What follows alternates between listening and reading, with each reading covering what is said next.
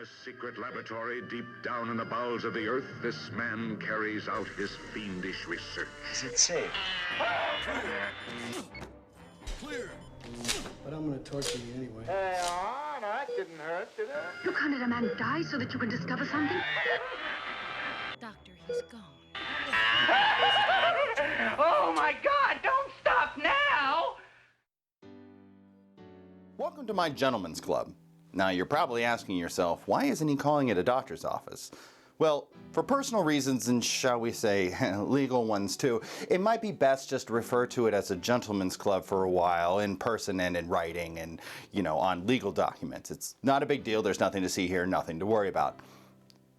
What are you looking at? We use the term gentleman's club because as usual, we don't take female patients. Their bodies are just a little too complicated. I can't understand all that jelly. Their bodies are too bootylicious for me. So on that note, let's check today's chart and hope that our patient is riddled with masculine insecurities, out-of-date notions, and horrible outlooks on the opposite gender. A story about the moves, You bad boy! the madness, What you drinking? Scotch, Single malt? aged 18 years. The way I like it. American Pie. Today's patient, club member, is 1999's American Pie, a film that revolves around horny doofus Jim, who enjoys pornography, stuffing basketball hoops for some reason, and fucking confectionery treats.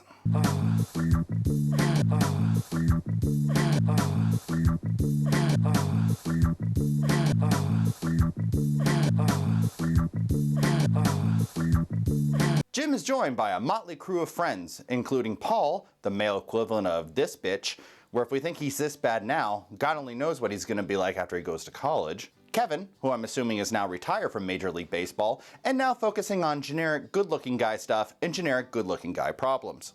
Oz, who I'm convinced just learned to walk upright, who is obsessed with the big game, finding true love, and what I can only assume is juice boxes or Legos or something. And of course the man with an amazing amount of disposable income who will likely grow up to be a cop, Stifler.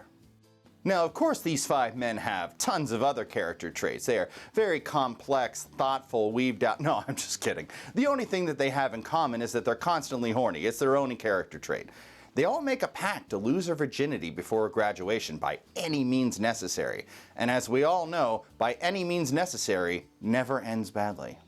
We get introduced to Tits with an Accent. Wait, that's not right. Sorry, I must have the wrong chart.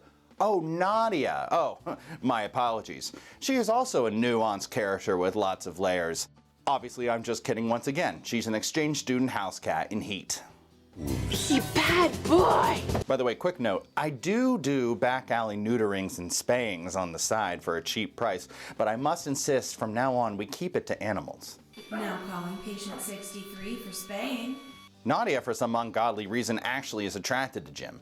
According to the DSM, it's because she read the script. She comes over to the house to study, and by study I mean crack the book so they can memorize information and get high scores on the test.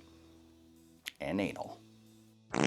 Earlier in the day, Jim and his buddies were in the library at the school, and they have a great idea. Why don't you videotape her without her permission or knowledge so that we can see her hot boobs, and if you get any action, we can get boners watching you. If you're wondering, hey, isn't that illegal? Yeah, it's really illegal. No, that's not a joke. It's a part of this film. I would like to take a quick moment to acknowledge our hero of the film, Piefucker Jim.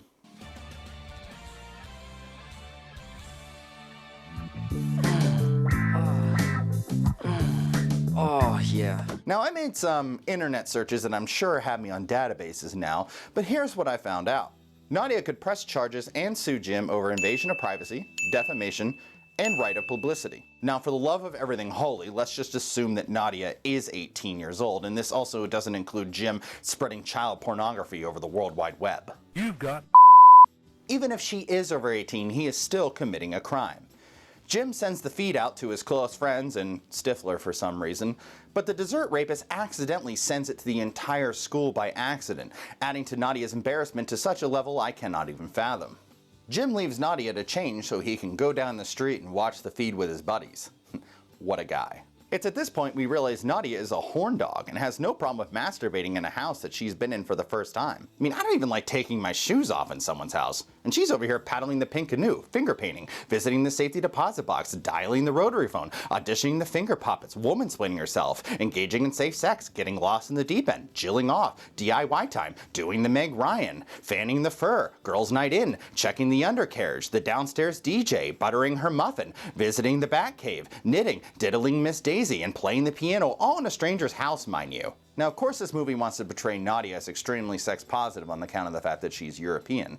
In fact, I think there are scenes later in the movie where they like to portray her as eating cheese, painting, surrendering, and of course only working a 3-hour workday.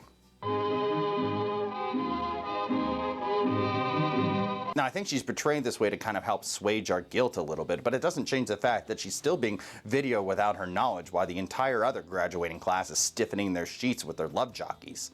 Sorry, I sometimes forget that I'm president of a gentleman's club, and I need to say things a little bit more classy. They are secreting orgasmic fluid discharge over stimulating images of the opposite sex. Why did that sound dirtier? Jim is convinced by his buddies to go rejoin her in hopes that they can see some shots of bare ass. When Jim rejoins her, Nadia is still punching her ticket. She stops suddenly to ask Jim to strip off his clothes. Perfect. Move, James, move! Yeah, move. Now, this is supposed to bring a little bit of levity to this scene, but I can't stop looking at the horrid nightmare that is his little bigs bouncing up and down in his jockeys. Ugh. Now, this is supposed to give Jim a bit of his own medicine, but once again, it doesn't change the fact that he is 100% the aggressor here, and she is being videoed without her knowledge, without her consent, in a way that's going to humiliate her later. I feel I just need to constantly hit that home.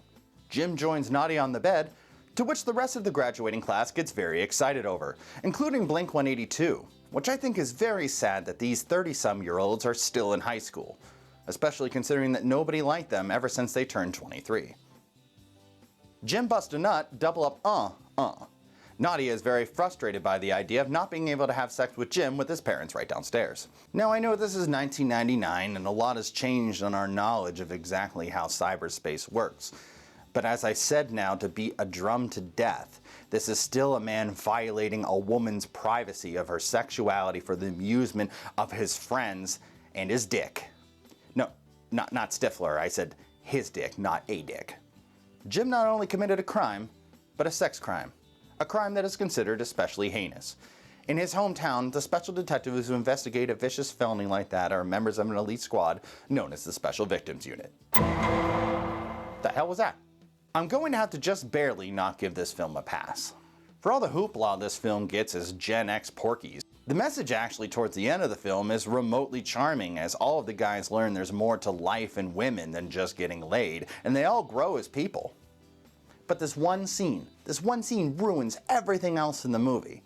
Now, I know what you're thinking, Gentlemen's Club, LLC, TM, all rights reserved, patent pending President John Wollscroft. Aren't you a bit of a pearl clutcher? To which I would respond, how old are you to say pearl clutcher? But secondly to that, I would say no. Passing and disseminating of electric pornography amongst our youth is a serious issue and one that needs to be taken seriously.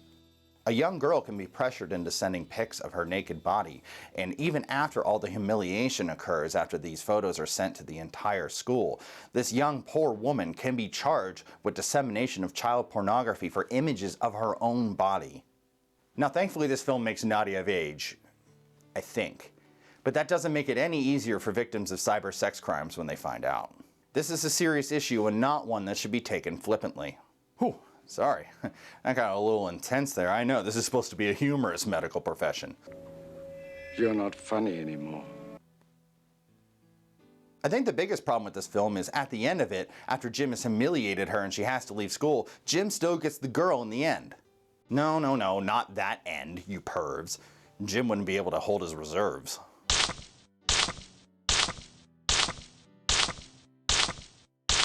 I mean, what kind of message does this send especially to affluent white children?